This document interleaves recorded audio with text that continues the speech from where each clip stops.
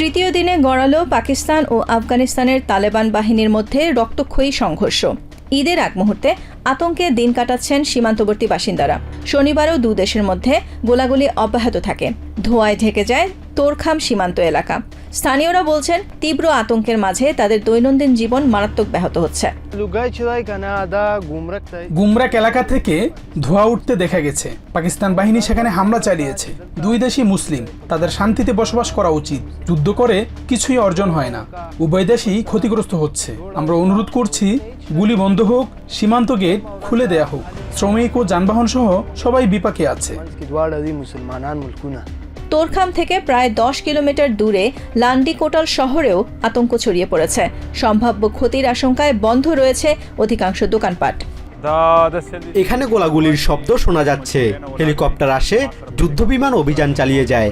চারদিকে গোলা পড়ছে, মানুষ ভীষণ কষ্টে আছে। এখন রমজান চলছে, সামনে ঈদ। কেউই এই যুদ্ধ চায় না। পাকিস্তানের দাবি, তারা সীমান্ত পারের হামলার জবাবে ব্যবস্থা নিয়েছে। ইসলামাবাদ অভিযোগ করছে আফগানিস্তানের তালেবান সরকার তেহরিক-ই-তালেবান পাকিস্তান বা টিটিপি জঙ্গিদের আশ্রয় দিচ্ছে, যদিও কাবুল এ অভিযোগ অস্বীকার করেছে। টানা 3 দিন ধরে হামলা চালানো হলেও জীবন জীবিকার প্রয়োজনে বাইরে বের হতে হচ্ছে সাধারণ মানুষকে। রাতভর গোলাগুলির পরও আফগানিস্তানের রাজধানী কাবুলে দৈনন্দিন কাজে ফেরার চেষ্টা করছেন সাধারণ মানুষ। ইতিহাস থেকে যতটুকু জানি, পাকিস্তান সবসময় আফগানিস্তানের বিষয়ে হস্তক্ষেপ করেছে, কিন্তু কখনোই তাদের লক্ষ্য পূরণ করতে পারেনি। এবারও পারবে না।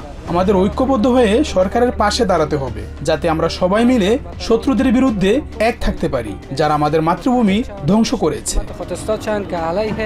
শুক্রবার পাকিস্তানের হামলায় কাবুল ও কান্দাহার সহ বিভিন্ন স্থানে তালেবান সামরিক স্থাপনা ও চৌকি লক্ষ্যবস্তুতে পরিণত হয়েছে বলে কর্মকর্তারা জানিয়েছেন। 45টি অমুসলিম দেশ এখানে কিছুই করতে পারেনি। তারা ছিল বিশ্বের সবচেয়ে শক্তিশালী দেশ। পাকিস্তান কিছুই না। তারা যা করেছে সবই ভুল করেছে। আফগানদের কারণেই শেষ পর্যন্ত তারা নিজেরাই ধ্বংস হবে।